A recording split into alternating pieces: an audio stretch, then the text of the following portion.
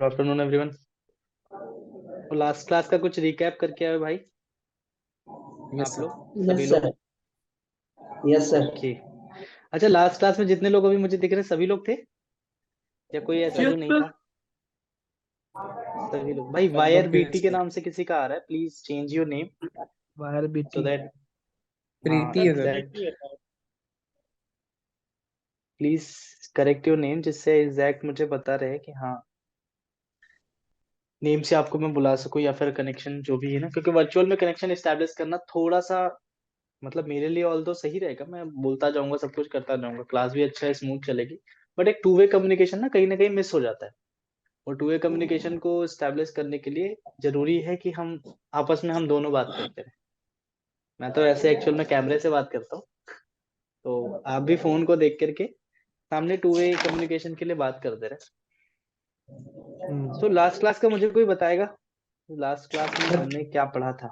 Sir income का source of income section पढ़ा था कौन सर। पढ़े थे sir? One source section by of sir. One income भाई। Charging section. One by one आप लोग को हैंड रेस करना है। जूम में ऑप्शन होता है एक हैंड रेस करने का। हैंड रेस करके फिर आपको बोलना है या फिर नेम के थ्रू आप बोल सकते हो। हाँ, गुरमीत। सर हमने इनकम टैक्स के बारे में पढ़ा था स्टार्टिंग में।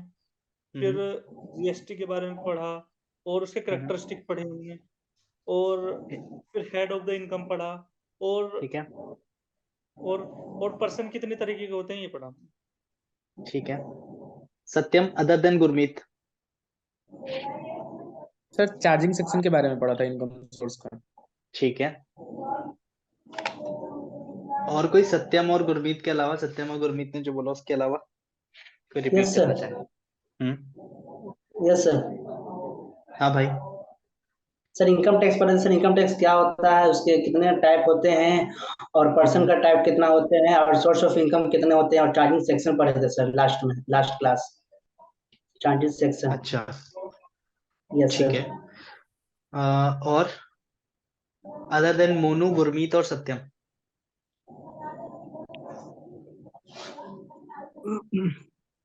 यही सब जीशान चीज है जी सर। आप तो बस यही है, कुछ ऐसा डिफरेंट जो सर इन लोगों ने ये नहीं बताया, ये भी पढ़ा था हमने सर ये सर नोट्स पे।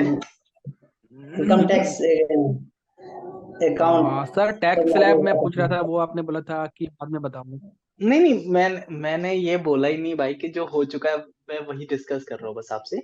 जो एक्चुअल में हमने लास्ट क्लास में क्या क्या पॉइंट्स कवर कर लिए थे मुझे वो जानना है बस, जो मैंने ब्रीफ कर दिया था आपको एटलीस्ट।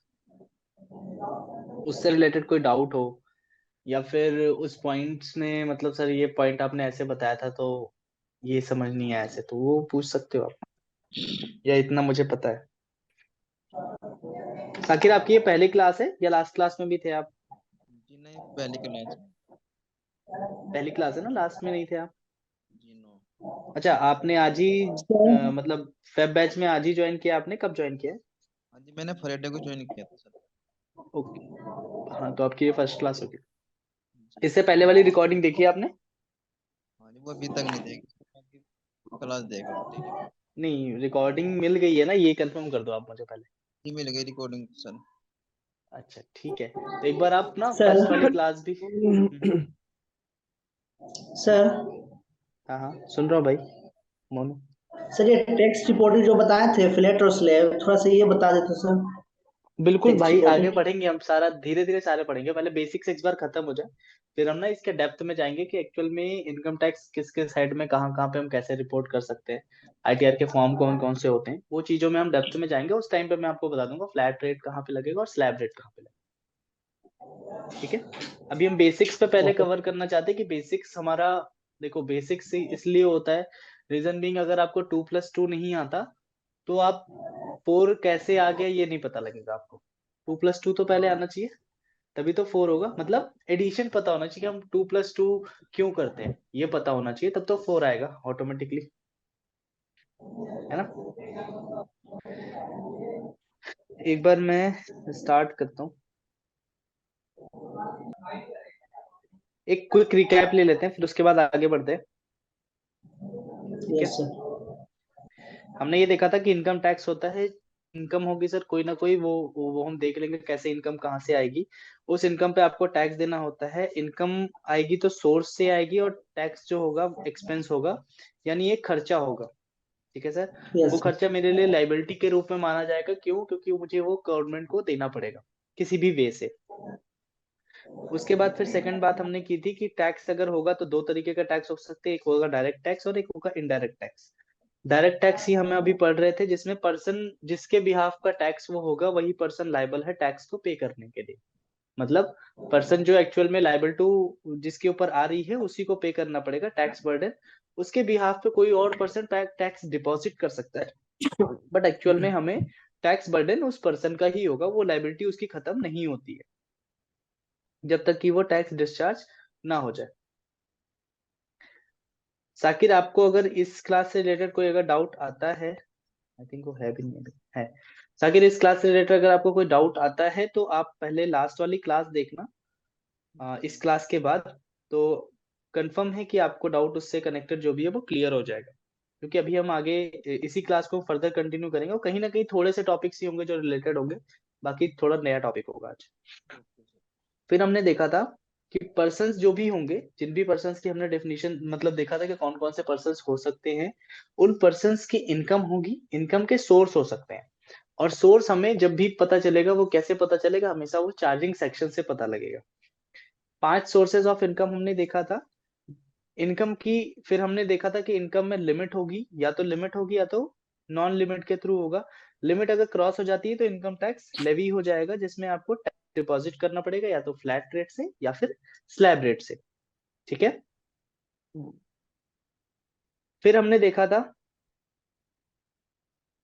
कि पर्सन्स हो सकते हैं, कितने टाइप ऑफ पर्सन्स हो सकते हैं। टाइप ऑफ पर्सन्स के बारे में हमने देखा था, एचयूएफ होगा, इंडिविजुअल होगा, ये सब आप ही लोगों ने बताया था। मैंने तो इसको बस लॉ की लैंग्वेज में थोड़ा सा डिफाइन किया था। एक्चुअल में इंडिविजुअल हो सकता है, एचयूएफ हो सकता है, कंपनी हो सकता है, firm, LLP, artificial judicial persons, trust, AOP, BOI, सारे लोग ये कवर हो सकते हैं। यहाँ पे ट्रस्ट का नेम मेंशन नहीं है क्या?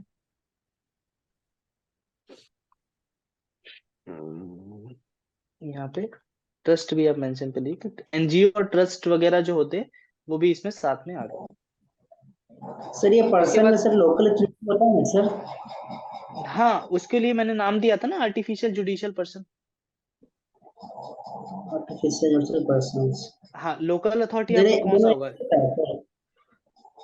दोनों एक ही ये होता है बात सर? देखिए, आपको मैं एजीपी की जब आप डेफिनेशन देखेंगे ना, आर्टिफिशियल जुडिशियल पर्सन की जब आप डेफिनेशन देखेंगे, तो उसमें लोकल अथॉरिटी भी आ गए, और अदर कोई गवर्नमेंट की एजेंसी जो आपको एज अथॉरिटी में काम करे, जैसे म्युनिसिपल अथॉरिटी हो गए, वो लोग भी आ गए, उसमें साथ में ही कवर हो गए। और आर्टिफिशियल जुडिशियल पर्सन पे आपके जैसे कोर्ट्स वगैरह के रिलेटेड जो भी अथॉरिटी है वो भी अथॉरिटीज में आ जाती हैं, जैसे जज से रिलेटेड, या फिर जो उनके अंडर में एक और अथॉरिटी होती है वो आ गए। मतलब कहीं ना कहीं वो लीगल रूप से कहीं ना कहीं जुड़ी अगर हुई है तो वो अथॉरिटी भी उसमें इंक्लूड हो जाती है। ठीक, वो हो जाती है आर्टिफिशियल जुडिशियल अथॉरिटी। मतलब कहीं ना कहीं वो जुडिशरी से भी जुड़ी हुई है, और साथ में साथ हमने देखा तो वो लोकल अथॉरिटी से भी जुड़ी हुई है। अब चाहो तो इसमें लोकल अथॉरिटी अलग से भी मेंशन कर सकते हो, अदरवाइज आप सेम में भी समझ सकते हो। मैं मेंशन कर देता हूँ अलग से भी, काम करता हूँ, कंफ्यूजन ना हो जिससे बाद में। लोकल अथॉरिटी और म्युनिसिपल अथॉरिटी भी ऐड कर सकते हैं। ठीक है, लोकल अथॉरिटी और म्युनिसिपल अथॉरिटी। इसके अलावा हम बात कर रहे थे कि सोर्सेज ऑफ इनकम हमारी हो क्या सकती है। ठीक, सोर्सेज ऑफ इनकम में 5 सोर्सेज हमने देखे थे, salary, house property, PGPP, capital gain और अदर सोर्सेज। फिर इसी से रिलेटेड मैंने आपको बताया था कि प्रॉफिट प्रॉफिट एक इनकम होता है। प्रॉफिट मतलब प्रॉफिट से इनकम आएगा। इनकम जब आपका जनरेट होगा, जैसे मान लीजिए आपने बिजनेस में 120 रुपए का हमने एग्जांपल लिया था कि सेल किया 120 रुपए में, परचेज किया 100 रुपीज में, तो 20 रुपए आपका जो है वो आपने कमाया, और वो कमाए हुए पे ही आपको टैक्स देना है। और लॉस अगर आपको आ जाता है, लॉस पे आपको बेनिफिट मिलता है आगे सेट ऑफ के लिए। अच्छा चलिए गई मैं तो ठीक है, उसके अलावा फिर हम बात कर रहे थे कि सोर्सेज ऑफ इनकम के, फिर मैंने आपको चार्जिंग सेक्शंस बताए थे। किस किस सेक्शन का चार्जिंग है? सैलरी के लिए सेक्शन नंबर 15 to 17 बात करते हैं, जिसमें चार्जिंग सेक्शन उसका है 15। हाउस प्रॉपर्टी के लिए 18 से 27 और चार्जिंग सेक्शन उसका 18। पीजीबीपी के लिए जो आपका सेक्शन होता है वो 28 टू 44, जिसमें चार्जिंग सेक्शन है 28। कैपिटल गेन के लिए 45 टू 55, कैपिटल गेन का जो चार्जिंग सेक्शन होता है वो होता है 45, और उसके बाद अदर सोर्सेस 56। सेक्शन क्या है, सर ये? भाई ये हर एक सेक्शन सर ना जब पावर आती है इनकम टैक्स की, हर एक सेक्शन से पावर आती है, तो ये कौन सा सेक्शन हमें कौन सी बात बताएगा हमें वो देखना है। अलग अलग सेक्शन अलग अलग बातें बताते हैं। सर ठीक ये है, सेक्शन का सर जॉब में कैसे यूज होगा? सेक्शन का जॉब में कैसे यूज होगा? देखिए अगर मतलब आपको ये नहीं, कहाँ पर यूज होगा जब हम सेक्शन वाइज काम करेंगे? हाँ मैं बता देता हूँ आपको कहाँ पे यूज होगा। एक्चुअल में आपको ना जब आप इनकम टैक्स में बेनिफिट जब आप फॉर्म भरते हो ना, तो उसमें हर फॉर्म में सेक्शंस वाइज चीजें दी हुई है। जैसे हम्म, सैलरी के लिए आपको सेक्शन 17 में क्या क्या चीजें इंक्लूड होंगी वो आपको देखना जरूरी है। कौन सी चीजें आपके सैलरी में इंक्लूड होंगी, कौन सी नहीं होंगी। सेम फिर आपका कैपिटल गेन के लिए अगर आप बात करेंगे तो उसमें अलग सेक्शन है आपका 45 से लेकर के 55 है, जिसमें एक सेक्शन आपका बोलता है कि कैपिटल गेन हम कब मानेंगे। दूसरा सेक्शन कोई बोलता है कि कैपिटल गेन अगर आपका लग रहा है तो हम उसको एग्जेम्प्ट कैसे करा सकते हैं। तो वहां पे आपका रोल आता है। जब तक आपको सेक्शंस की नॉलेज नहीं होगी तब तक आप एग्जैक्ट एग्जेम्पशन बेनिफिट या फिर इनकम, कौन सी इनकम को इनकम एक्चुअल में मानना है आपको वो नहीं पता लगेगा। ठीक है। Okay sir, okay. हम्म। क्योंकि फॉर्म में देखिए एक्चुअल में अगर आप सैलरी की रिटर्न भरेंगे, सैलरी के रिटर्न में नॉर्मली आपको मैक्सिमम चीजें फॉर्म 16 एआईएस टीआईएस ये चीजें होती हैं जो सपोर्टिंग डॉक्यूमेंट्स हैं ये, जिनको आप देख करके रिटर्न भर सकते हैं सैलरी की। बट एक्चुअल में कौन सी सैलरी किस कौन सा इनकम आपका किस हेड में जाना चाहिए, या फिर किस सेक्शन का, जैसे मान लीजिए वहां पे सेक्शन 17 भी दिखाई देगा, 17(2) भी दिखाई देगा, 17(3) भी दिखाई देगा, अलग अलग सेक्शंस आएंगे। तो एटलीस्ट आपको ये बाइफिकेशन होना चाहिए कि कौन सा सेक्शन का सब सेक्शन या सेक्शन क्या कहना चाहता है। कौन सी इनकम एम्प्लॉयर के वाली जो मुझे मिल रही है वो टैक्सेबल होगी, कौन सी इनकम ऐसी होगी जो एग्जेम्प्ट होगी। जैसे एचआरए, एचआरए आपने नाम सुना होगा, house yes rent sir. Allowance. House rent house allowance. Rent allowance बहुत और सारे रेंट केसेस में ऐसे, अराउंड। हाँ, हाउस रेंट अलाउंस आपका टैक्सेबल भी होता है और एग्जेम्प्ट भी होता है। तो वो पोर्शन आपको तभी पता चलेगा जब तक आप सेक्शंस के बारे में नहीं जानेंगे, तब तक आप उसको नहीं जान पाएंगे कि एक्चुअल में मुझे कितना पोर्शन सर इसमें से एग्जाम्प्ट करना है और कितना पोर्शन टैक्सेबल करना है। ठीक है, ठीक है सर। क्योंकि इस चीज की नॉलेज आपको ही होगी। इस चीज की नॉलेज अगर हम आप पढ़ रहे हैं, आप कोई चीज सीख रहे हैं, तो इस चीज की नॉलेज क्लाइंट तो आपसे एक्सपेक्ट करेगा ना। क्लाइंट थोड़ी बताएगा कि सर सेक्शन 17(1) में जो है वो एग्जाम्प्ट होगा, ऐसा तो नहीं होगा ना। वो तो आप ही बताएंगे क्लाइंट को, नहीं सर आपका ये लगेगा, या फिर उसके सोर्सेस ऑफ इनकम देख करके आप बताएंगे कि सर नहीं ये आपका ना ITR 1 में जाएगा या ITR 2 में जाएगा, ऐसे होगा। यस। तो इन चीजों का आपको वहां रोल आएगा। इसलिए मैं ज्यादा आपको फोकस ये भी नहीं कर रहा हूँ कि आप सेक्शंस को याद करना, सेक्शंस लेकिन जो थोड़े बहुत इंपॉर्टेंट है वो जरूर आपको रिटेन रखना है, जिससे आपको प्रैक्टिकल लाइफ में आगे यूज भी आएगा। ठीक है।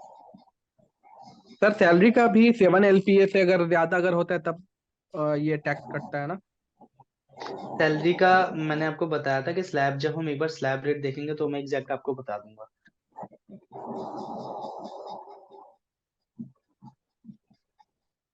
नेटवर्क इंटरप्शन हो गया था, इलेक्ट्रिसिटी कट आउट हो गया। फिर से मैं आपको ये बोल रहा था कि डाउट था ना जिशान, कुछ डाउट पूछ रहे थे आप 7 LPA वाला। Yes sir. हाँ, वो मैं आपको इसलिए बार बार होल्ड रखने के लिए बोल रहा हूँ क्योंकि एक बार, क्योंकि उसमें कंडीशंस अलग अलग है। एक बार जब हम स्लैब पे करेंगे ना, स्लैब रेट का डिस्कशन करेंगे, उस टाइम मैं आपको वो वाला डाउट क्लियर कर लूंगा। इसलिए मैं ओके बार सर। बार आपको उस डाउट से होल्ड पे डाल दे रहा हूँ। रीजन भी पहले बेसिक ओके सर। क्लियर हो जाए, फिर हम स्लैब रेट पे जब कवर करेंगे तो डेफिनेटली कवर करेंगे। जो आप बात कर रहे हम्म, हो टू द एक्सटेंट वो बात बिल्कुल सही है, बट उसमें कहीं ना कहीं आप ये देखो, जब बेनिफिट्स कोई ना कोई एड ऑन होते हैं, जब कभी आपको सैलरी का स्लैब इंक्रीज होता है तो कुछ ऐसे बेनिफिट्स है जो आपको पहले मिल रहे थे वो चले भी जाते हैं। हम्म। तो वो देखना पड़ेगा, इसलिए मैं जब स्लैब डिस्कस करूंगा तभी ओल्ड वर्सेस न्यू जब डिस्कस करेंगे उस टाइम पे कवर हो जाएगा वो टॉपिक। Okay okay.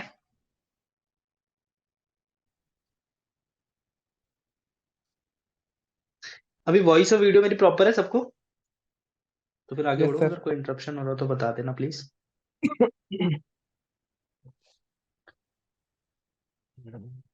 मैं आपको ये बोलना चाह रहा हूँ, लास्ट पहले हम हेड से ही डिसाइड करते हैं, एक नॉर्मल वर्बल डिस्कशन करते हैं जिससे आपको लगे कि एटलीस्ट आप इस वर्ड से पहले फैमिलियर हो जाओ, कि जो इनकम सोर्सेज है उसमें इन पांचों इनकम में से किसी को कोई ऐसा डाउट कि सर ये वर्ड ही मुझे समझ में नहीं आया, स्पेसिफिक वर्ड जैसे salary, house property, PGPP, capital gain, other sources, इसका मतलब क्या, कुछ एटलीस्ट किसी को ऐसा हो कि सर इसमें एक वर्ड ही नहीं क्लियर है मुझे।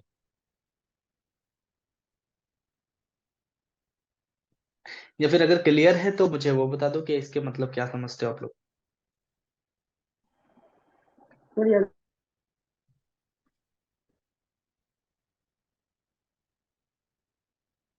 सोर्सेस क्या है सर? भाई क्या? Other sources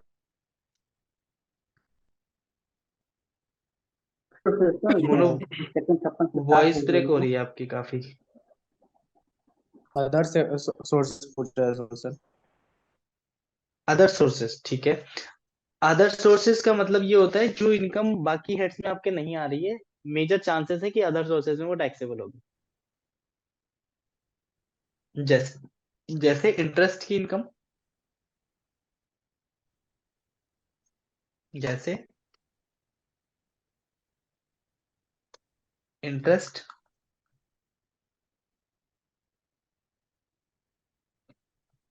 interest on savings account, या फिर interest on fixed deposit.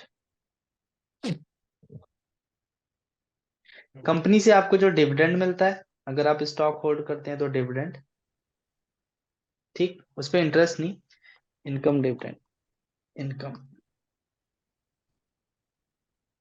From dividend, अगर आपको कंपनी से डिविडेंड रिसीव होता है तो, या फिर गवर्नमेंट जब आपको, जब आपका रिफंड बनता है ना इनकम टैक्स का,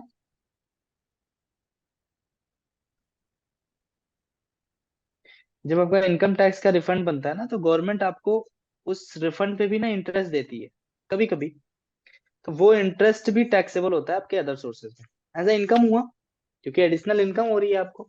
और वो एडिशनल इनकम अगर अदर सोर्सेज में नहीं जा रही कहीं भी, मतलब नॉर्मल किसी और हेड्स में नहीं जा रही, तो वो अदर सोर्सेज में टैक्सेबल। ये कुछ एग्जांपल्स हैं अदर सोर्सेज के, बाकी और भी बहुत सारी चीजें हैं जो अदर सोर्सेज में आ सकती हैं। ठीक है।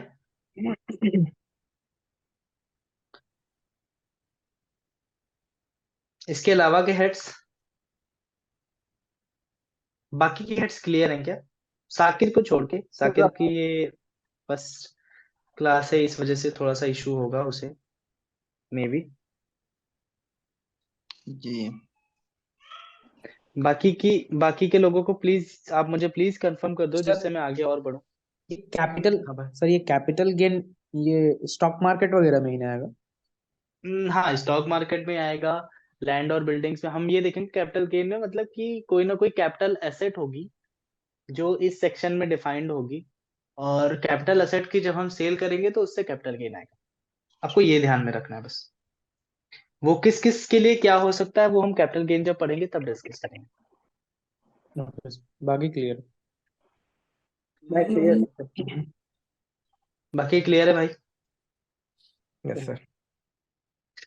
ठीक है। आगे मैं आपको बस, अब इसमें आगे बढ़ते हैं बेसिक्स में।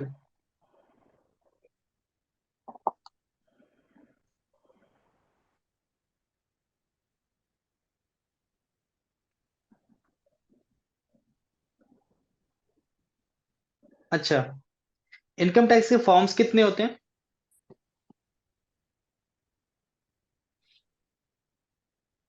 एनी आइडिया किसी को?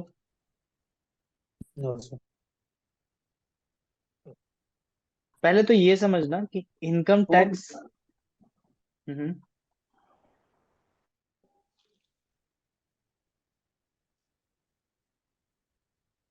एक्चुअल में इनकम टैक्स रिटर्न कितने टाइप के होते हैं?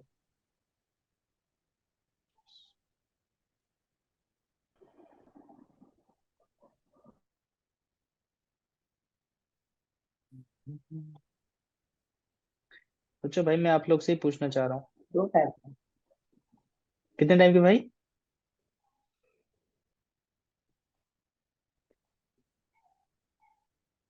इनकम टैक्स ये रिटर्न दो टैक्स होते हैं। कितने? भाई नहीं, वॉइस नहीं आ रही आपकी क्लियर।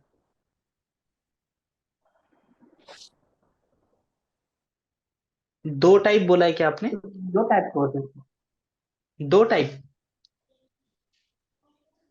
नहीं, एक्चुअल में मैं आपसे पूछना चाह रहा हूँ इनकम टैक्स रिटर्न कितनी यस होती सर। है?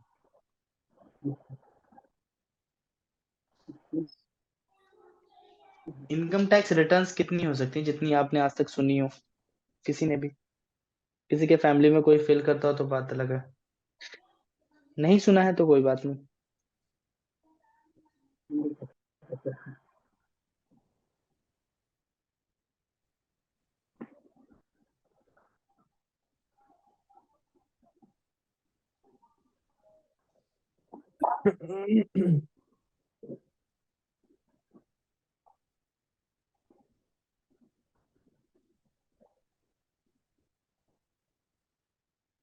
सभी ने सुना होगा ये ITR 1 तो।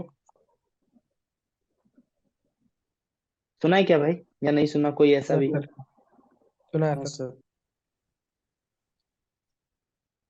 ITR 2, ITR 3? ITR सुने सर। नहीं, ITR यस फॉर्म्स सर। की बात कर रहा हूँ। ITR 1 होता है कोई, ITR 2 भी होता है सर, 3 भी होता है, 4 भी होता है, ऐसे करके एक कितना सुना है ये पूछ रहा हूँ मैं बस।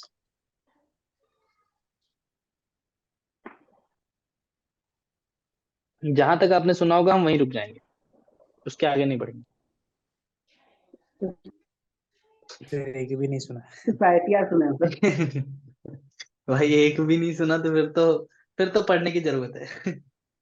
फिर तो ज्यादा पढ़ने की जरूरत है, फिर पूरा पढ़ेंगे अगर एक भी नहीं सुना तो। ITR सुने। ITR सुना है बस सर, फॉर्म नहीं सुने है नहीं। Yes sir. सर सभी के फॉर्म साथ यही सुना, हाल है। फॉर्म सुना है सर, लेकिन यूज कैसे होता है ये नहीं पता। वो भी, वो देखिए पहले ना ये होना चाहिए, एक एक स्टेप बाय स्टेप हम चलेंगे। सर ITR सुना है, फॉर्म नहीं सुना। फॉर्म ITR सुना है, यूज नहीं पता। पहले फॉर्म जानेंगे तब तो यूज जानेंगे। पहले फॉर्म को पता लगेगा तभी तो यूज पता लग पाएगा। तभी तो हमें पता लगेगा वो 7 लाख वाला बेनिफिट कैसे मिलेगा। बिना फॉर्म पता लगे 7 लाख वाला बेनिफिट कैसे मिलेगा, कि 7 लाख तक टैक्स नहीं है, कब नहीं है, क्या कंडीशन है, कैसे करना पड़ेगा, तभी तो बेनिफिट मिलेगा। हम्म। ठीक है, पहले आपको मैं ये बताना चाह रहा हूँ कि टोटल 7 फॉर्म्स होते हैं, ITR 1 से लेकर के ITR 7 तक। अलग अलग फॉर्म्स में अलग अलग हेड्स की इनकम हम दिखाते हैं। मतलब ये जो 5 हेड्स है ना, हेड्स यही होंगे, हेड्स कभी भी चेंज नहीं होंगे। ये 5 हेड्स ही डिफाइंड है इनकम टैक्स एक्ट में, और ये 5 हेड्स ही आपके अलग अलग फॉर्म्स में हेड्स के कॉम्बिनेशन के साथ में यूज होंगे।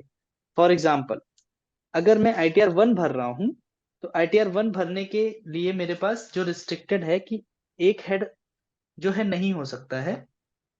जैसे मैं अगर लिखूं यहाँ पे, तो यहाँ पे मेरा सैलरी आएगा, ठीक, हाउस प्रॉपर्टी आएगा, यहाँ पे अदर सोर्सेस की इनकम आएगी, कैपिटल गेन और PGBP।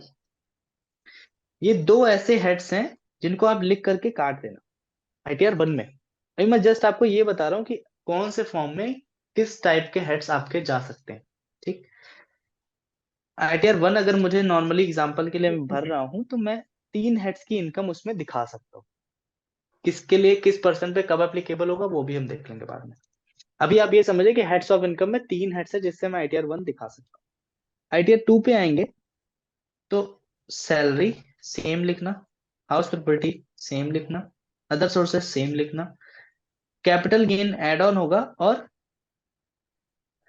PGBP जो है उसको कट कर देना। ITR 3 में जाएंगे, सैलरी भी आ सकता है, हाउस प्रॉपर्टी भी आ सकता है, अदर सोर्सेज भी, कैपिटल गेन और PGBP।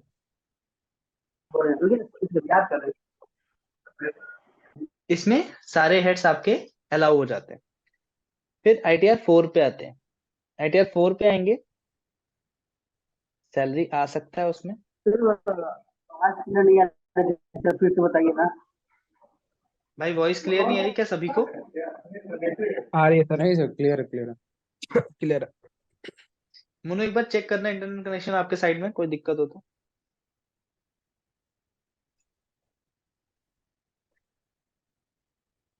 ITR 4 में हम बात कर रहे हैं, सैलरी आएगा, हाउस प्रॉपर्टी आ जाएगा, अदर सोर्सेज आ जाएगा।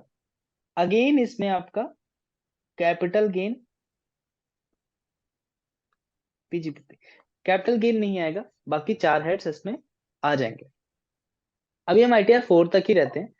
क्यों? क्योंकि हमारा जो बेसिक डिस्कशन स्टार्ट होगा वो इंडिविजुअल इंडिविजुअल HUF इन लोगों के लिए बेसिक डिस्कशन हमारा स्टार्ट होगा।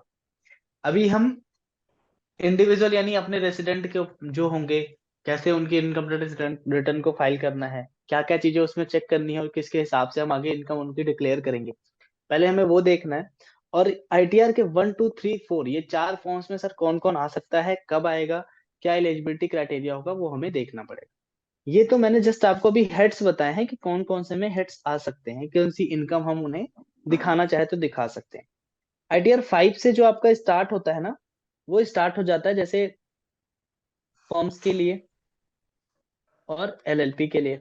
ठीक, सेम आपका ITR 6 हो गया कंपनीज के लिए। ITR 7 में आपका हो जाता है ट्रस्ट के लिए, NGOs के लिए। ठीक, कंपनीज के लिए भी ये होता है। कुछ ऐसी एग्जेम्पशंस होती है जिसको क्लेम करने के लिए आपको कंपनीज को ITR 7 भरना पड़ता है। ठीक, कोऑपरेटिव सोसाइटी, अगर आप जानते हो कोऑपरेटिव सोसाइटीज होती है। ठीक, कोऑपरेटिव सोसाइटीज के लिए अलग अलग फॉर्म्स, इनमें बाकी के 3 फॉर्म अभी अभी आपको जो फोकस करना है कि स्टार्टिंग के 4 फॉर्म पे, मतलब 1 2 3 4 ये आपके ऐसे फिंगर टिप पे हो जाना चाहिए जिससे आपको एटलीस्ट इतना तो पता रहे कि किस फॉर्म में कौन सी हेड ऑफ इनकम जा सकती है। फॉर एग्जाम्पल, मैं इसका स्क्रीन का जो है जो लिख रहा हूँ मैं वो शेयर कर दूंगा इसमें, उस टाइम पे आप नोट कर लेना।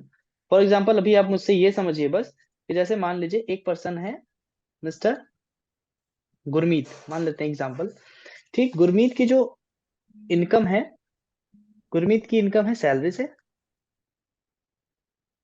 एक हाउस प्रॉपर्टी से उनको रेंटल इनकम आती है, और कैपिटल गेन है, अदर सोर्सेस की इनकम है।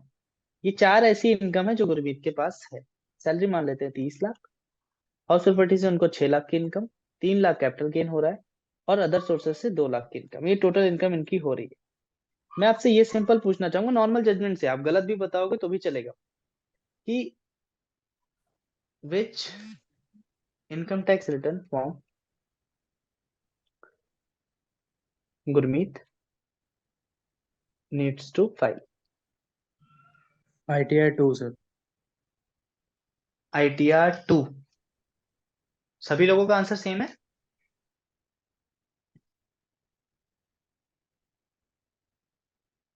सॉरी सर, फिर से पूछना, कॉल आ गया था। मैं ये पूछना चाह रहा हूँ, मैंने बस अभी एग्जांपल लिया है एक, अभी मैंने 5 आपको ये बताया कि अलग अलग फॉर्म्स में कौन कौन से हेड्स कवर होते हैं, मैंने उस हेड्स को आपको बताया। इसके अंदर की मैंने लिमिट आपको कुछ डिस्कस नहीं की, कुछ भी अभी डिस्कस नहीं किया क्योंकि बेसिक चल। मैंने सिंपल आपसे ये पूछा कि गुरमीत की मान लीजिए सैलरी है 30 लाख, हम्म, हाउस प्रॉपर्टी से जो गुरमीत को इनकम हो रही है वो 6 लाख हो रही है, कैपिटल गेन है गुरमीत का 3 लाख, और अदर सोर्सेस की इनकम है 2 लाख। गुरमीत को कौन सा इनकम टैक्स रिटर्न का फॉर्म भरना चाहिए? एक आंसर मेरे पास आई थिंक सत्यम ने बताया। सत्यम, आपने ही बताया? Yes sir. हाँ, यस सर। सत्यम, सत्यम का आंसर आया है ITR 2।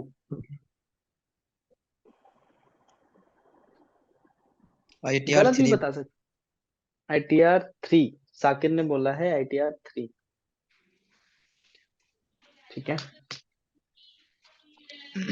गलत बता सकते हैं, कोई दिक्कत नहीं, जिससे आपका एटलीस्ट ये टेस्ट होगा कि जो मैं जिस वे से आपको पढ़ाना चाह रहा हूँ क्या वो वे आपको समझ में आ रहा है, या मैं वे चेंज करूँ। नहीं सर, समझ में आ रहा है। ये पॉइंट अभी नहीं समझ में आया, क्वेश्चन नहीं समझ में आया, या फिर टॉपिक नहीं समझ में आया जिशान जी?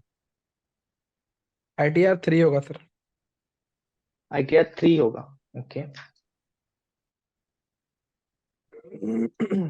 एक मिनट सर। सर 1 होगा, 1 होगा। 1 होगा, ठीक है, 1 कर देता हूँ। गुरमीत भाई, तुम्हारी इनकम है, तुम ही बता दो कितना होना चाहिए। गुरमीत, मोनू, आपके waiting for your answers. Preeti, तो Selvi, Rohit. Salary HPOSCG sir ITR 2 होगा। सर 2 होगा, सर 2 होगा सर। सर मेरा नेटवर्क प्रॉब्लम था जो समझ नहीं पाया। एक मिनट मैं रिपीट कर देता हूँ मोनू। सैल्वी ने बोला है ITR 2। ITR 2 होगा सर। जिसान जी, चांस एक बार मिलता है बस। सर आपने मैं गलत अब भी देखा नहीं था। बताया। सर 2 गलत भी होगा। बताया। Sir ITR 2। 2। जी। सभी का ऑलमोस्ट, मैं सबके जिसके नाम अब लिख रहा हूँ, ऑलमोस्ट सभी लोग का आंसर यही है कि सर ITR 2 होगा।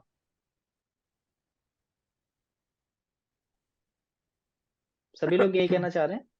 यस सर, ITR 2 पक्का। मोनू में क्वेश्चन मैंने ये पूछा था कि एक्चुअल में हम ये देख रहे हैं कि मैंने अभी आपको थोड़ी देर पहले बताया था कि अलग अलग किस किस फॉर्म में कौन कौन सी हेड्स ऑफ इनकम जा सकती है। अभी मैंने उसके अंदर की कोई भी लिमिट नहीं बताया, कुछ भी नहीं बताया। बस मैं सिंपल ये बोलना चाह रहा था कि किस हेड्स में कौन कौन से हेड्स आपके ITR फॉर्म में यूज होते हैं, जिसमें मैंने मेनली फोकस करने के लिए आपको बोला ITR 1, 2, 3 और 4। 5, 6, 7 अभी आपको नहीं पढ़ना। 1, 2, 3, 4 तक पढ़ेंगे, उसके बाद 5, 6, 7 पे जाएंगे। फिर मैंने आपको बोला कि एग्जाम्पल के लिए मानते हैं गुरमीत है, गुरमीत की सैलरी है 30 लाख। हाउस प्रॉपर्टी से उनको जो इनकम आ रही है वो 6 लाख आ रही है। कैपिटल गेन उनके पास है 3 लाख। अदर सोर्सेज की इनकम है 2 लाख। उन्हें कौन सा ITR फॉर्म भरना चाहिए? ये लेफ्ट हो गया सर। नेटवर्क का इशू है आई थिंक उसके साइड में।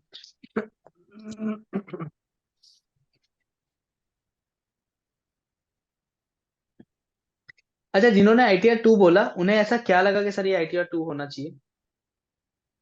सर क्योंकि ये सिर्फ 4 ही हेड कवर कर रहा है, सैलरी, हाउसिंग प्रॉपर्टी और कैपिटल गेन और अदर सोर्सेस, और ITR में सिर्फ यही 4 हमारा मेन है। और ओके। ITR 3 इसलिए नहीं किया क्योंकि उसमें PGPP भी आता है, इंक्लूडेड है, और CG ITR 1 में है नहीं, इसके वजह से। ठीक है, मतलब तो जितना अभी तक आपने बताया उसके हिसाब से हमको देखने पे ITR 2 ही लगा, क्योंकि कैपिटल गेन अगर नहीं होता तो शायद हम इन्हें ITR 1 में भी ले जाते। बट कैपिटल गेन है, इस वजह से हम ITR यस 2 को प्रेफर करेंगे डायरेक्टली। क्या यही समझ में यस आया सर। सभी को? Yes sir. Please confirm everyone. Yes yes sir. देखिए, अगर आपको अभी इस फॉर्म के सर आपने कैसे बोल दिया, कौन सा ITR फॉर्म लग रहा है, उस फॉर्म से रिलेटेड जो डाउट होंगे प्लीज उस डाउट को भी रोक के रखना। रीजन बीइंग, मैंने जस्ट अभी आपको एक वर्ड खाली केवल इतना ही बताया है कि आप अगर हेड्स ऑफ इनकम देखते हो तो आपको सामने से क्या लगता है, कौन सा फॉर्म आप पे एप्लीकेबल होना चाहिए सामने वाले पे। ठीक है, ये एग्जांपल हम आगे भी कंटिन्यू करेंगे। क्यों? क्योंकि अभी हमें, अभी तो स्टार्ट कर रहे हैं, स्टार्ट करने के बाद आगे हमें इस फॉर्म की नीड पड़ेगी।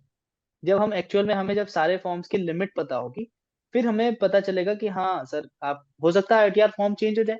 अभी आपको जो ITR 2 लग रहा हो सकता है ITR 3 में जाए, वो हो सकता है ITR 1 में ही चला जाए। ठीक है, बट हेड्स ऑफ इनकम को देख करके आपके हिसाब से तो ITR 2 the answer is correct. सभी का आंसर सही था जिन्होंने भी ITR 2 बोला है। अभी मैं आपसे एक नॉर्मल डिस्कशन करना चाहता हूं, जिसमें मैं आपको ये बोल रहा हूं कि कुछ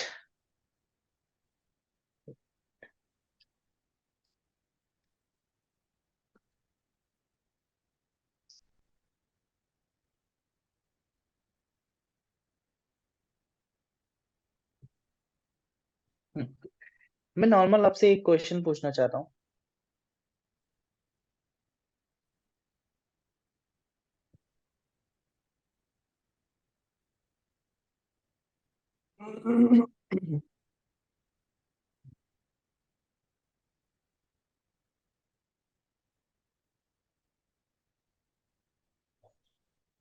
इनकम टैक्स रिटर्न भरना मैंडेटरी हो जाता है।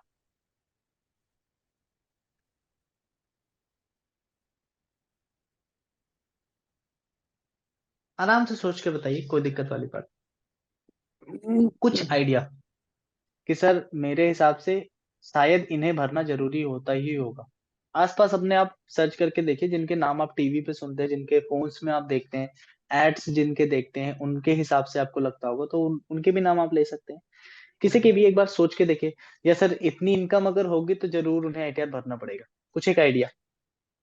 सर जिनकी भी इनकम अगर वैरी करती हो उस स्लैब में। जो स्लैब डिफाइंड है। हम्म। और अगर बिल्कुल। एग्जाम और अगर एग्जामेशन के बाद भी अगर वो टैक्स उनका अगर आ रहा हो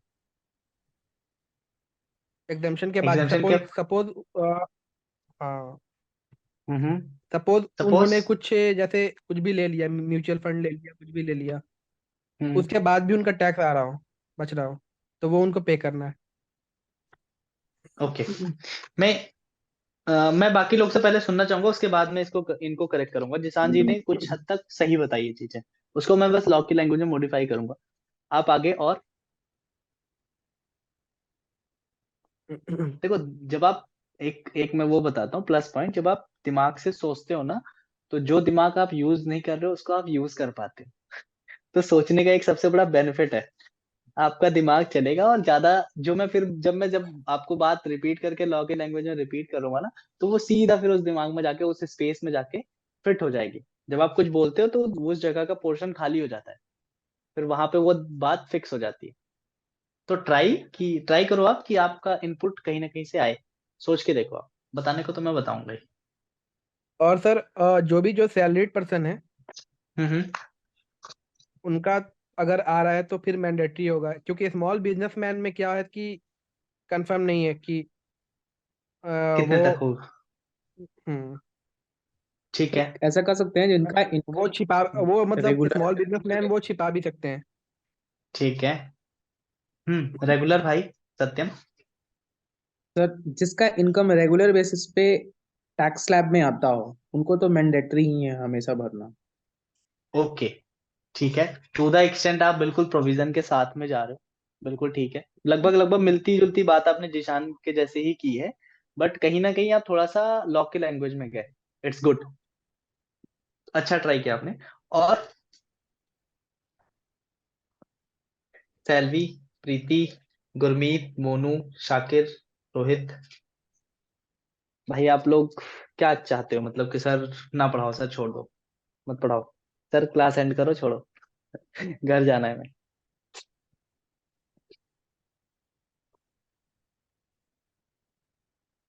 प्लीज एक बार ट्राई करके देखो। गुरमीत तो मोनू का तो फर्स्ट क्लास में बहुत इंपुट आ रहा था, ऐसा लग रहा था कि मुझे तो ये लगा था कि मैं आराम से 3-4 लोगों को ही क्लास में लूंगा, उनसे ही पूछता रहूंगा डाउट, और मेरा सेशन पास ऑन हो जाएगा आराम से ही। इनके साथ से ही आते रहेंगे क्वेश्चन, बट इन्होंने तो फिर कनेक्ट करना ही बंद कर दिया। जीशान, सत्यम, गुरमीत और मोनू, इन 4 लोगों को तो मैंने फर्स्ट क्लास में सोचा था। मैंने कहा ठीक है यार, इनपुट आता है और इनपुट आएगा तो क्लास बहुत अच्छी चलती है। लिटरली वो सेशन बहुत इंटरेक्टिव होता है। आप रिकॉर्डिंग भी दोबारा अपनी देखोगे अगर, तो आपको भी लगेगा कि सर हाँ, सेक्शन तो इंटरेक्टिव था।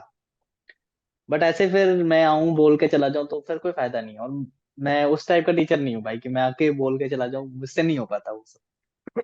नहीं सर, तो इनपुट मिलेगा। बिल्कुल इनपुट चाहिए भाई, तभी सर आगे क्लास पूरी बढ़ेगी। ट्राई रहती है। आउटपुट भी मिलेगा सर हम लोग के साइड। देखो एक एक बात नोट करना, इनपुट इनपुट को मैं फिर बीच में आपको प्रोसेस करूंगा, प्रोसेस के बाद ही आउटपुट आएगा। ये प्रोसेस का पोर्शन मेरे पास है, इनपुट आपके पास है। और आउटपुट तो जब आप कंप्लीट हो जाएगा सब कुछ तो ऑटोमेटिकली आप नॉलेजेबल बन जाओगे। तो मेरे पास में प्रोसेस है, मैं आपको प्रोसेस दे सकता हूँ, बट उस प्रोसेस के लिए एटलीस्ट आपको इनपुट आना जरूरी। इनपुट भी है मेरे पास, नो डाउट, इनपुट है मेरे पास, बट मैं इनपुट आपसे वो चाहता हूँ। प्लीज एक लास्ट ट्राई और फिर मैं आपको बताऊंगा, जिससे हम जल्दी से जल्दी थोड़ा सा सेशन थोड़ा सा फास्ट भी करें। बता ही दो सर आप ही। नहीं, मैं तो बताऊंगा भाई। मोनू, कुछ ट्राई भाई। Who needs to file mandatory ITR? किसी को मतलब जिसको आईटीआर फाइल करना सर मेरे हिसाब से, जैसे फॉर एग्जांपल मैं दूं, सर रिलायंस है, रिलायंस ना बहुत कमाती है पैसा। जियो, सर तो जियो के पीछे जो वो एंटिटी है, वो चाहे कंपनी हो या फिर ट्रस्ट हो या फिर एलएलपी हो, मेरे हिसाब से उसे टैक्स तो भरना चाहिए और इनकम टैक्स रिटर्न फाइल करना मैंडेटरी होना चाहिए। फिर दोबारा मैं सोचूंगा फिर कि सर पतंजलि, जैसे पतंजलि सर रिसेंटली अभी इन्होंने वोकल फॉर लोकल से स्टार्ट होकर डेवलप हुई है, ये अब ये ट्रस्ट में है पतंजलि या फिर कंपनी है एलएलपी, सर मुझे वो नहीं पता, बट एक्चुअल में पतंजलि को भी इनकम टैक्स रिटर्न फाइल करना चाहिए। सर ऐसे कर सकते हैं कि जो भी स्टॉक मार्केट में लिस्टेड कंपनी है वो भी हम्म। आईटीआर मैंडेटरी है उनके लिए। बिल्कुल भाई, लिस्टेड तो आप मतलब लिस्टेड तो आप बिल्कुल टॉप पे चले गए, लिस्टेड तो बहुत दूर चले गए आप, लिस्टेड से पहले वालों के लिए भी बहुत बेसिक्स लोगों के लिए भी है नॉर्मल। सर ऐसे हम तो आप बहुत सारी कंपनी है जिसका आदमी नाम क्या ही ले। बिल्कुल, मैं आपसे नॉर्मल यही तो पूछना चाह रहा था, मैं आपसे बस ये पूछना चाह रहा हूँ कि एक्चुअल में किसे मैंडेटरी रिटर्न फाइल करना है, कुछ एक आइडिया ही चाह रहा हूँ आपसे कि आप वहां तक जा पा रहे हो नहीं, जैसे आप गए थे। सिंपल, मैं आपको उस पॉइंट से कनेक्ट मिलिट्री करूंगा कि sir Monu, military term military असल उसको बुक कीपिंग से बोल सकते हैं सर। भाई वॉइस क्लियर नहीं है आपकी। सर ये मॉनिटरी तो लिखे हैं सर, मैंडेटरी, मैंडेटरी लिखा है मैंने, हाँ। इसको बुक कीपिंग सर जैसे। नहीं, मैंडेटरी मैंने इसलिए बोला कि जिन्हें भरना ही भरना है, उनके पास ऑप्शन नहीं है ना भरने का। अब जैसे अगर इनकम टैक्स की वजह से अगर मुझे बोला जाए कि मुझे इनकम टैक्स के एक्ट की वजह से अगर लगे कि मुझे भरना है इनकम टैक्स रिटर्न, तो मेरे लिए भी वो मैंडेटरी होगा। मैंडेटरी मतलब कोई चीज पूरी पूर्णतया लागू कर देना, ऐसा लागू करना कि आपको भरना ही भरना है। ठीक, अब आ जाते हैं एक्चुअल में बेसिक्स में, हम पहले टच कर दें कि एक्चुअल में होना क्या चाहिए।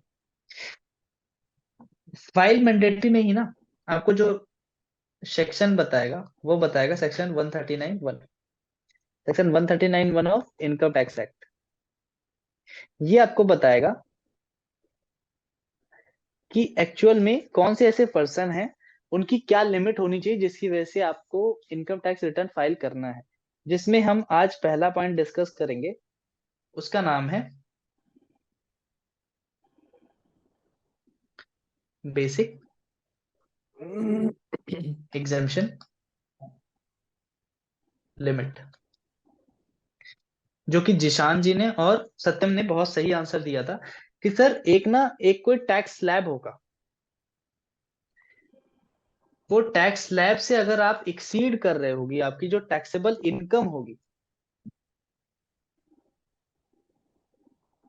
टैक्सेबल इनकम सर जो होगी वो आपकी, वो टैक्स स्लैब से आपकी एक्सीड कर रही होगी, तो हम आपको इनकम टैक्स रिटर्न फाइल करने पे मजबूर कर देंगे। कौन? इनकम टैक्स एक्ट वाले। इनकम टैक्स एक्ट का जब प्रोविजन लागू हो जाएगा तो वो पूरी तरह से आपको करना ही पड़ेगा। बेसिक एग्जाम्पशन लिमिट का मतलब कोई ना कोई सर ऐसी लिमिट होगी जिसके अंडर में अगर आप रहते हो तो आपको टैक्स नहीं भरना पड़ेगा। फॉर एग्जाम्पल, ओल्ड रिजीम के हिसाब से, दो रिजीम है, ओल्ड और न्यू अलग अलग है, अभी हम ओल्ड रिजीम के हिसाब से डिस्कस कर रहे हैं। ओल्ड रिजीम के हिसाब से अगर द पर्सन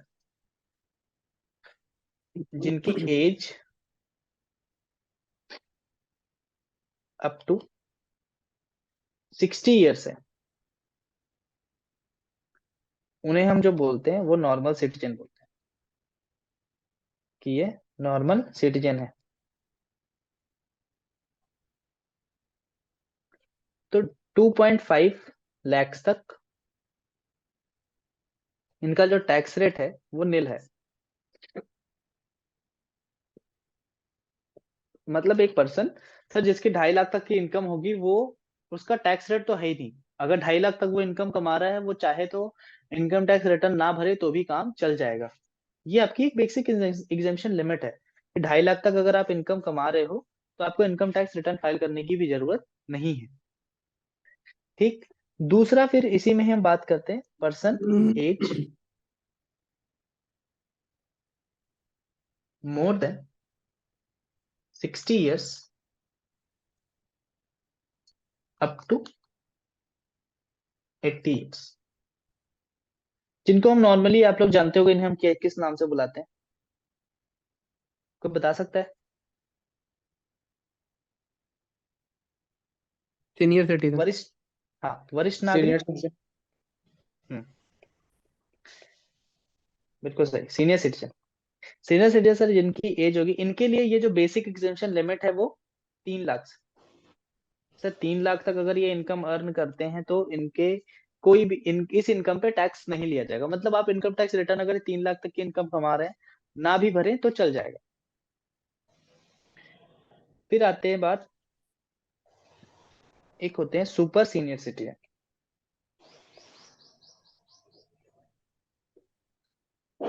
सर जिसका एज 60 ईयर से कम होगा तो सर। मैंने लिखा है भाई सबसे पहली लाइन, नॉर्मल सिटीजन जिसकी एज 60 साल से कम है, अप टू 60 ईयर्स। 60 साल से कम में आपके सारे लोग आ गए जिनके पास पैन है, पैन के बाद उनकी इनकम स्टार्ट हो चुकी है, वो इनकम पैन के बाद उनकी इनकम जो हो रही है वो कम है, 2.5 लाख से कम है, तो वो एलिजिबल ही नहीं हुए इनकम टैक्स भरने के लिए। आप चाहो तो वैसे भर सकते हो बट मैंडेटरी आपके ऊपर इम्पोज नहीं होगा इनकम टैक्स। ठीक है। सुपर सीनियर सिटीजन की मैं बात कर रहा हूँ, पर्सन एज जिसकी होगी more than 80 years. More than 80 years के लिए जो स्लैब है वो है 5 लाख का।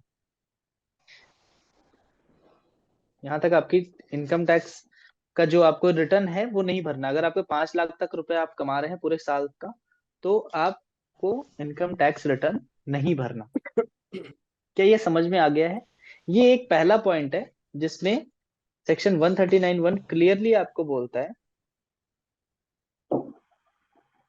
As per section 139(1) of IT act, income tax act 1961, person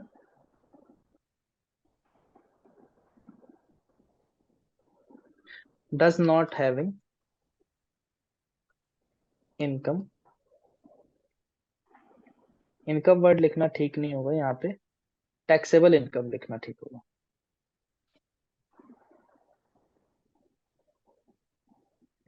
taxable income more than basic exemption limit.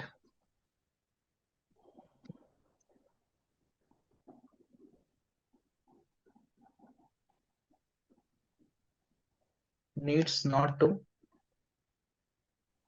File ITR।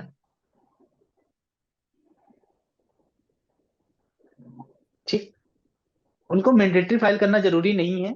अगर आपके पास मान लीजिए ऐसा कोई केस आता है कि आप बोलते हो सर मेरी तो 1.5 लाख इनकम है बट मुझे ना कुछ दिन बाद में लोन चाहिए या जो भी है वो उसके लिए मुझे भरना पड़ रहा है, तो एक रिक्वायरमेंट हो सकती है कि बेनिफिट्स की वजह से आप आगे चल के बेनिफिट दिलाना चाह रहे हो, किसी को देना चाह रहे हो, वीजा के लिए रिक्वायरमेंट होती है आपकी, और अदर अदर मतलब बेनिफिट्स होते हैं जहाँ पे इनकम टैक्स रिटर्न की नीड पड़ती है, उसके लिए आप भर रहे हो तो दैट इज ओके।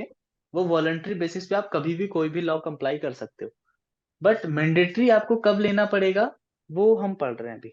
जैसे अगर आप ड्राइविंग करना चाहते हो तो आपको ड्राइविंग लाइसेंस लेना मैंडेटरी हो जाता है। विदाउट ड्राइविंग लाइसेंस आप आगे ड्राइविंग नहीं कर सकते।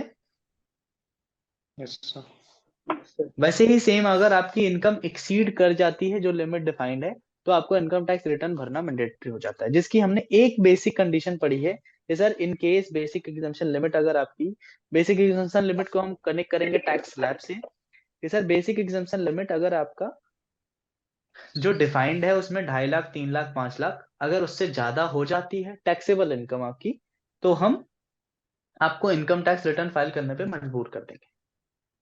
Is it okay? सभी लोग को समझ में आई यस बात? Sir. Yes sir. Yes sir.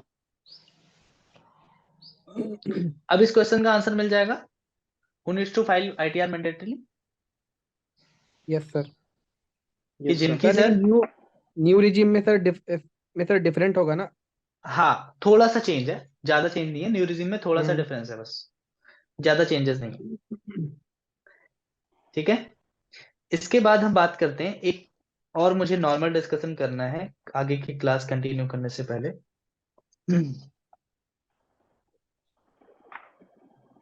आप सभी को पता है फाइनेंशियल ईयर किसे कहते हैं? Yes yes sir. Financial yes year sir.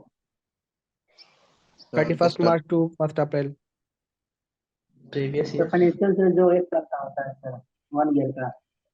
1 year का होता है। ओके, कब से कब तक वही सर, भाई? 31 मार्च टू 1 अप्रैल। ये नहीं, 1 अप्रैल से 1 सर अप्रैल टू 31 मार्च। 24 से हाँ, 1 April to previous 31 previous March, year वही सर। मतलब। प्रीवियस ईयर सर जो सर साल के बीच में होता है सर, कभी भी हो सकता है सर। नहीं भाई, मैं आपको कनेक्ट करूंगा प्रीवियस ईयर एक्चुअल में क्या होता है। बस जस्ट आपसे भी सर पूछना चाह रहा हूँ। सर प्रीवियस ईयर, जिस ईयर में हम इनकम कमाते हैं वो प्रीवियस ईयर होता है। ओके, मतलब आईटीआर जिसमें फाइल कर रहे हैं उससे पहले वाले को प्रीवियस ईयर कर सकते हैं, और जिसमें फाइल कर रहे हैं उसे असेसमेंट ईयर करते हैं। Okay, it's also a financial year. Yes sir. फिर फाइनेंशियल ईयर से ही कनेक्टिंग आपका होता है assessment year. Yes sir.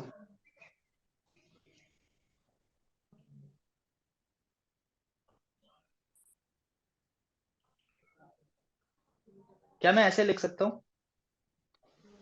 Sir हम्म। सर असेसमेंट ईयर जो सर साल में सर जो आने वाला है, जो 24 से 25 आने वाला है, उसे असेसमेंट ईयर कहते हैं। असेसमेंट ईयर प्रीवियस का ईयर मतलब सर जो देखिए। सर जो साल। हम्म, yes, sir।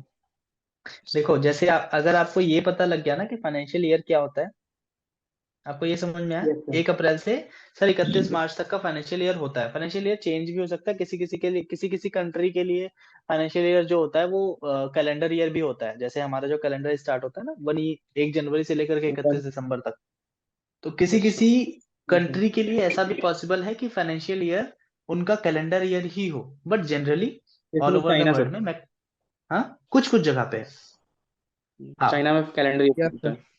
चाइना में कैलेंडर ईयर चलता है, जर्मनी में कैलेंडर ईयर चलता है, तो कई जगह पे सर है ऐसा जो कैलेंडर यूएस ईयर में। के बेस पे वो लोग करते हैं, अकाउंटिंग वगैरह बुक्स बनाते हैं। बट जनरली जो हम, हमारा इंडियन इनकम टैक्स जो फॉलो करता है और मेजरली अदर कंट्रीज भी फॉलो करते हैं, वो फाइनेंशियल ईयर 1 अप्रैल से स्टार्ट होता है और 31 मार्च को एंड होता है हर साल। ठीक, अब उस फाइनेंशियल ईयर से ही मैंने आपको कनेक्ट किया कि जो फाइनेंशियल ईयर में जिसमें आप उस फाइनेंशियल ईयर, अगर आप ये ध्यान रखेंगे तो फाइनेंशियल ईयर में जिस साल में आपने इनकम अर्न करी है, ठीक, उसको हम बोलेंगे प्रीवियस ईयर। और उसके जस्ट नेक्स्ट ईयर में हम टैक्स, भाई जिस साल में हम टैक्स इनकम कमाएंगे उसी के नेक्स्ट ईयर में टैक्स देंगे ना एडवांस। पहले थोड़ी हम कोई वो टैक्स दे देंगे कि हाँ सर आज ही आप इनकम टैक्स रिटर्न भर लीजिए। इनकम टैक्स रिटर्न तो नेक्स्ट ईयर में ड्यू होगी। इसीलिए इनकम टैक्स ईयर जो होता है वो असेसमेंट बेसिस पे होता है, मतलब असेसमेंट ईयर के बेस पे इनकम टैक्स रिटर्न भरते हैं।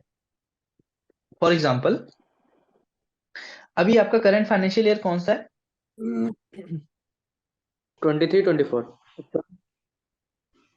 ठीक, 23-24। प्रीवियस ईयर मेरे लिए क्या होगा? चलिए मैं आपको असेसमेंट ईयर बताता हूँ। मैं आपको असेस 22-24। मैं आपको असेसमेंट ईयर बताता हूँ। Yes sir. अब मेरे लिए प्रीवियस ईयर क्या होगा? अगर असेसमेंट ईयर के हिसाब से देखा जाए तो मेरे लिए प्रीवियस ईयर 23-24 ही होगा। क्या मैं दोनों बातों से कनेक्ट कर सकता हूँ? मुझे अगर आप असेसमेंट ईयर बता दो तो मैं प्रीवियस ईयर निकाल लूंगा, आप मुझे प्रीवियस ईयर बता दो तो मैं असेसमेंट ईयर निकाल लूंगा। क्या ऐसा जी कर सर। पाओगे आप सभी लोग? जी सर। Yes sir. कोई दिक्कत अभी किसी को? No no sir. सर। क्योंकि हमारा जो इनकम टैक्स रिटर्न जो फाइल होता है वो असेसमेंट ईयर के बेस पे होता है। आप जब भी वहां कोई भी फॉर्म भी व्यू करना चाहोगे तो मैक्सिमम फॉर्म, मैक्सिमम आपको जितनी फाइलिंग्स है सारी फाइलिंग्स आपको असेसमेंट ईयर के बेस पे मिलेंगी। कुछ ऐसी चीजें होंगी तो जिसमें जहां पे फाइनेंशियल ईयर वर्ड यूज होगा बट प्रीवियस ईयर वर्ड कहीं पे भी उसमें आपको ये हो कि प्रीवियस ईयर वर्ड साथ में आ रहा हो, वो बात अलग है, बट एक्चुअल में हमारा जो बेस चलता है वो असेसमेंट ईयर के बेस पे ही चलता है। अब आपको जो नेक्स्ट ईयर फाइलिंग स्टार्ट होने वाली है वो असेसमेंट ईयर 24-25 के लिए स्टार्ट होने वाली है, जिसके लिए आपका जो फाइनेंशियल ईयर होगा वो 23-24 होगा और वो हमारा प्रीवियस ईयर भी बस सेम होगा। ठीक है, यस सर।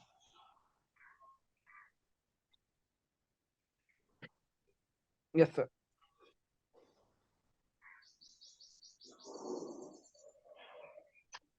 यहाँ तक बात समझ में आ गई है?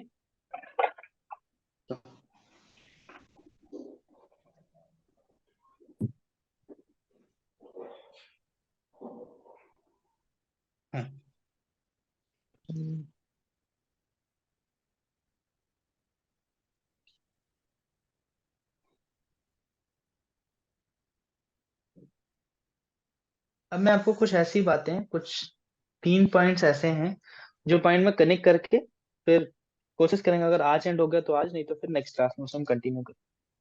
सेक्शन 139 जो मैंने अभी आपको बोला है, उसी का ही एक प्रोविजो है। अच्छा, प्रोविजो का मतलब पता है आपको? No sir. प्रोविजो का मतलब होता है अपवाद। अपवाद बोल सकते हो आप, या फिर एक्सेप्शन। एक्सेप्शन बोल सकते हो। मतलब ऊपर मैंने अभी आपको पढ़ाया था एक पॉइंट कि section 139 one of income tax act आपको ये बताता है, ठीक, ये बताया था ना आपको मैंने कि एक कंडीशन वो बताता है कि किसको किसको रिटर्न फाइल करना मैंडेटरी हो जाएगा, ठीक, ये बताया था। तो 139 में ही 139 वन का ना 7th प्रोविजो एक है, वो आपको बोलता है, अलग अलग प्रोविजो अलग अलग बात करते हैं। 7th प्रोविजो आपको बोलता है कि कुछ कुछ केसेस में ना, अगर आपकी इनकम नहीं भी हुई अगर टैक्सेबल इनकम, मतलब नॉर्मल, मैं इसको एक बार कनेक्ट करता हूँ कि टैक्सेबल इनकम अगर greater than basic exemption limit होता है तो मेरे लिए फाइलिंग मैंडेटरी हो जाता है। क्या ये सही है? 139 वन के हिसाब से अगर टैक्सेबल इनकम आपका बेसिक एग्जम्पशन लिमिट से ज्यादा होता है तो मुझे फाइलिंग मैंडेटरी हो जाती है। यस और no? Yes sir. Yes sir. Sir yes sir. इसी कंडीशन का बोलिए एक सर। प्रोविजो है। प्रोविजो मतलब वो बोलता है 139 वन में जो लिखा हुआ उसको छोड़ो, जो मैं बताना चाह रहा हूँ वो समझो आप। जिसमें पहला पॉइंट ये बोलता है कि अगर आपने, ये बोलता है person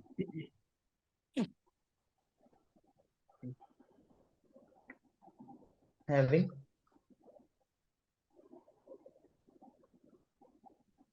deposits of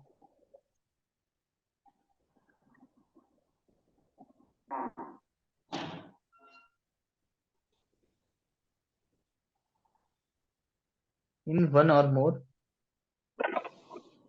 current account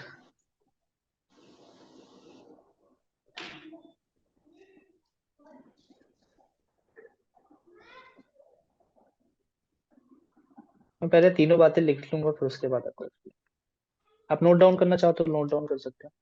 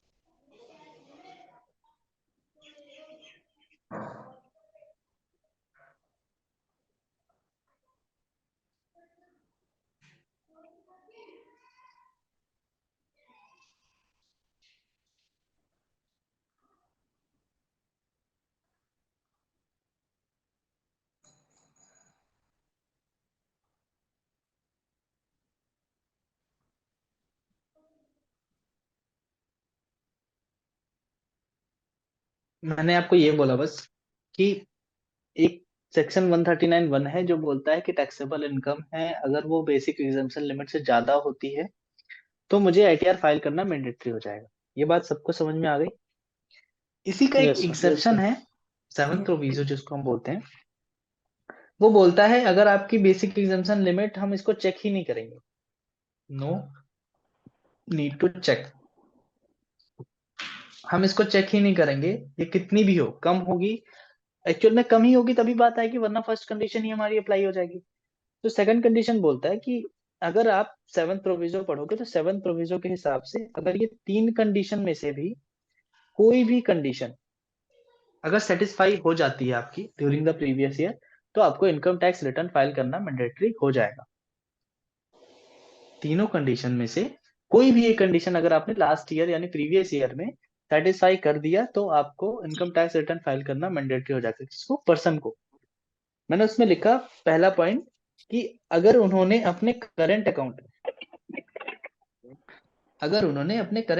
में 1 करोड़ से ज्यादा एक अकाउंट में या 2 account, more than 1 account current account में ड्यूरिंग द प्रीवियस ईयर उन्होंने डिपॉजिट किया है।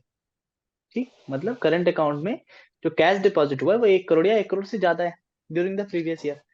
सेकंड पॉइंट पे फिर मैंने आपको बोला कि या तो वो इलेक्ट्रिसिटी एक्सपेंडिचर कर रहे हैं 1 लाख या 1 लाख से ज्यादा का during the previous year. Third point में मैंने आपको बोला कि फॉरेन ट्रेवल एक्सपेंडिचर वो कर रहे हैं 2 लाख या 2 लाख से ज्यादा का ड्यूरिंग द प्रीवियस ईयर। इसको मैं एग्जांपल के साथ आपको कनेक्ट करता हूँ। मान लीजिए sir foreign travel means out of India ना? हाँ, एक पर्सन है सत्यम। ठीक, सत्यम की ना हेलो सर। 10,000 रुपए पर मंथ में इनकम होती है। ठीक, और इनको 1,20,000 पूरे साल की इनकम हुई। सत्यम की एज जो है ना, सत्यम नॉर्मल सिटीजन है। ठीक, अब मैंने ये बोला कि 1,20,000 रुपए इनकी साल की इनकम हुई पूरे ईयर की, यस सर। जो हम फाइनेंशियल ईयर अज्यूम कर सकते हैं, जो हमारा अभी चल रहा है 23-24। तो सत्यम बोलता है कि सर फाइनेंशियल ईयर 23-24 हो गया, यानी असेसमेंट ईयर 24-25, और असेसमेंट ईयर 24-25 में I don't need to file ITR। ठीक, उसी में फिर बीच में एक दिन इनकी गुरमीत से मुलाकात हो गई। तो गुरमीत ने बोला कि सर आप अभी रुक जाओ सत्यम, मैं आपकी इनकम को ना प्रूव करके दिखाता हूँ कि आपको इनकम टैक्स रिटर्न फाइल करना मैंडेटरी हो जाएगा। इन दोनों लोग की बहस चल रही। अब इस बहस में सत्यम बोल रहा है कि मेरी तो इनकम 1,20,000 है और सर की मैंने क्लास ली थी, उसमें बेसिक एग्जाम्पशन लिमिट उन्होंने जो बताया था उससे कम है, मुझे इनकम टैक्स रिटर्न फाइल करना जरूरी ही नहीं है। गुरमीत ने बोला कि मुझे याद है आप कुछ दिन पहले ना दुबई गए थे। ठीक, आप दुबई गए थे, वहां पे आपने जो एक्सपेंडिचर किया था ना वो 2.5 लाख का किया था टोटल, आना जाना रहना खाना पीना सब मिला के 2.5 लाख का आपने एक्सपेंडिचर किया था, फॉरेन ट्रेवल एक्सपेंडिचर। उसके अलावा एक और बात है, जो आपने इलेक्ट्रिसिटी बिल जो आपके घर का आता है ना, वो मैं खुद जानता हूँ, जब आप पे करते हो तो अप्रोक्सीमेट 9,000 रुपए पर मंथ आता है आपका इलेक्ट्रिसिटी बिल, और पूरे साल में देखें तो ये 1,08,000 हो जाता है। तो हालांकि आपकी इनकम कम है, ये इलेक्ट्रिसिटी बिल भी आप ही पे करते हो। अभी सत्यम सत्यम ने बोला कि सर इलेक्ट्रिसिटी बिल तो मेरे पिताजी पे कर देते हैं, बट दुबई एक्सपेंडिचर के लिए तो वो एग्री कर गया कि हाँ दुबई तो मैं गया था, खुद के खर्चों से मैं दुबई होकर के गया था, मैंने कहीं से बोरो कर लिए थे, और कहीं ना कहीं से जो कुछ तरीके से मैं दुबई तो गया था। तो फिर वहां पे गुरमीत ने बोला कि 7th प्रोविजो एक है, जो आपने 139(1) पढ़ा था उसी का ही एक एक्सेप्शन है, उसको जाकर के पढ़ना। उसके हिसाब से आप अगर 3 कंडीशंस में से किसी भी एक कंडीशन को सेटिस्फाई कर देते हो तो आपको इनकम टैक्स रिटर्न फाइल करना मैंडेटरी हो जाएगा। अब एक ये मिथ इनके माइंड में आ गया, सत्यम डरते इस वजह से थे कि इनकम टैक्स रिटर्न फाइल करूंगा तो मुझे इनकम टैक्स देना पड़ेगा। इनकम टैक्स रिटर्न फाइल करने का मतलब इनकम टैक्स देना नहीं होता है, पहले आपको ये क्लियर करना होगा। इनकम टैक्स रिटर्न फाइल करने का मतलब केवल और केवल एक डिक्लेरेशन होता है। ITR मीन्स एक डिक्लेरेशन। डिक्लेरेशन किस चीज का? ऑफ इनकम, यस कि मेरी इनकम इतनी है। अब उसमें से टैक्सेबल कितनी होगी, कितनी नहीं होगी, क्या मुझे बेनिफिट मिलेगा, क्या मेरा टैक्स जो डिडक्ट हुआ है उसका मुझे आगे रिफंड मिल जाएगा, वो सारी चीजें हम हेड वाइज देखते हैं। क्या अभी आपको ये बातें समझ में आ गई आप सभी लोगों को, जो मैंने यस सर। एग्जांपल लिया उसके बेस पे?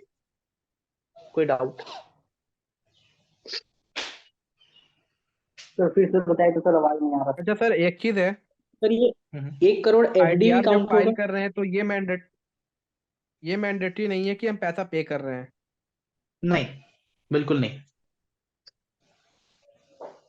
आपने खुद भी एग्जांपल में बोला था कि सर जैसे बिजनेस वाले लोग होते हैं हाँ वो हाँ इनकम टैक्स रिटर्न फाइल करते हैं लेकिन टैक्स नहीं भरते। आपने खुद ये एग्जांपल लिया था। तो ऐसा पॉसिबल होता है कि बिजनेस में मतलब बिजनेस हो तो आप इनकम दिखा रहे हो, या फिर सैलरी की, जैसे मैंने एक और एग्जांपल लिया था कि हमारी 1,10,000 की ही इनकम हो फिर भी हम सैलरी की रिटर्न भर रहे हैं, इनकम टैक्स रिटर्न भर रहे हैं, और मैंडेटरी एप्लीकेबल नहीं होता बट फिर भी हम भरना चाह रहे हैं तो भर रहे हैं। क्यों? क्योंकि मुझे आगे चल के वीजा अप्लाई करना है, या फिर अब तो बेसिकली सारे लोन्स के लिए भी आपको इनकम टैक्स रिटर्न फाइल करना मैंडेटरी होता है। बैंक्स कैसे सर ये वेरीफाई एक करेगी करोड़ कि आप FD का भी काम करेगा क्या? सत्यम सुनाई नहीं दिया मुझे। सर ये अब तो 1 जीरो करोड़ बैलेंस वाले FD भी भी मिल रहे काउंट हैं जो होगा? कुछ नहीं कमा रहे हैं। नहीं, 1 करोड़ एफडी नहीं काउंट होगा भाई। एफडी से तो आपको इंटरेस्ट इनकम आ ही रही है, वो ऑटोमेटिकली आपके अदर सोर्सेज में टैक्सेबल होगी। एफडी काउंट सर नहीं पर होगा 1 करोड़ का। सर करंट अकाउंट पे तो इंटरेस्ट मिलता ही नहीं है। नहीं सर नहीं, ये मैंने भी तो है। करंट अकाउंट की बात, मैंने यहाँ पे डिपॉजिट्स की बात की है। ये डिपॉजिट से केवल मेरा कैश डिपॉजिट से मतलब है। कैश जी डिपॉजिट हो सकता है, या फिर एक्चुअल में आपने सेल्फ जा करके डिपॉजिट किया हो डिमांड ड्राफ्ट के थ्रू, जो कि मतलब ऐसा कोई मोड जो बैंक से परमिशेबल ना हो। कैश डिपॉजिट ही एक तरीके से उसमें ज्यादा काउंट होता है। डिमांड ड्राफ्ट हो गया, या फिर नॉर्मल जैसे अकाउंट पे ही चेक वगैरह आपको मिल जाता है तो वो तो बैंक मोड ही हो गया। इलेक्ट्रॉनिक क्लियरिंग सिस्टम से यूपीआई से आपको पेमेंट आ गई तो वो भी बैंक मोड हो गया। यहाँ पे मेनली कैश डिपॉजिट की बात की है हमने। ठीक है सर। ठीक है सत्यम, आपका भी सेम डाउट था? गुरमीत, यस। गुरमीत ने जो पूछा। इसमें ये भी है सर कि अगर जैसे ऑनलाइन ट्रांजैक्शन होता है उस वो भी मेरा काउंट होगा? नहीं, वो डिपॉजिट में काउंट नहीं होता। ऑनलाइन ट्रांजेक्शन अगर आप सेल में रिपोर्ट करते हो, टर्नओवर में रिपोर्ट करते हो तो वो अलग, एक अलग हो गया ना। जैसे एक करेंसी एक्सचेंज वाला है पर्सन, मान लो करेंसी एक्सचेंज का एक से बेस्ट एग्जांपल होता है इस पे, इस वजह से कि आपको अलग अलग देश की, अगर आप कंट्रीज के, अलग अलग कंट्रीज की आप उसको करेंसी ला करके देते हो तो वो करेंसी आपको एक्सचेंज करके देता है, तो उसे तो बल्क में कैश डिपॉजिट करना पड़ता है। तो ये मेनली उन लोगों के लिए लाया गया था कि वो रीजन ये बोले कि सर मेरा करंट अकाउंट में कैश डिपॉजिट तो हुआ है बट इतनी मेरी इनकम थोड़ी हो, तो वो तो मार्जिन पे काम करते हैं, कमीशन पे काम करते हैं ना वो। तो जरूरी नहीं है कि सर सारे डिपॉजिट्स आपकी इनकम होते हैं। हाँ भाई। सर ये पॉइंट समझ में नहीं आ रहा। ये पॉइंट के लिए भाई एक बार आपको मैं फिर से रिपीट कर देता हूँ, बट मैं प्रेफर ये करूंगा कि आप इस पूरी क्लास को ही एक बार फिर से रिपीट टेलीकास्ट पे देखना। रीजन भी आपका बीच में इंटरप्शन नेटवर्क का बहुत ज्यादा हुआ है। और किसी को मोनू के अलावा डाउट नो सर। इस नहीं पॉइंट सर। से रिलेटेड? मैंने आपको वहां तक समझ में आया था जहां पे मैंडेटरी रिटर्न फाइल करना है मोनू? यस सर, वहाँ तो समझ में आ गया था। ठीक। मैंने बस आपको जस्ट ये बोला कि उसके अलावा एक सेवंथ प्रोविजो है इनकम टैक्स का ही, जो सेक्शन 139(1) से एक्स्ट्रा बोलता है। वो ये बोलता है कि आप 139(1) में जो लिखा हुआ उसको छोड़ो, मैं जो बोल रहा हूँ वो बात सुनो।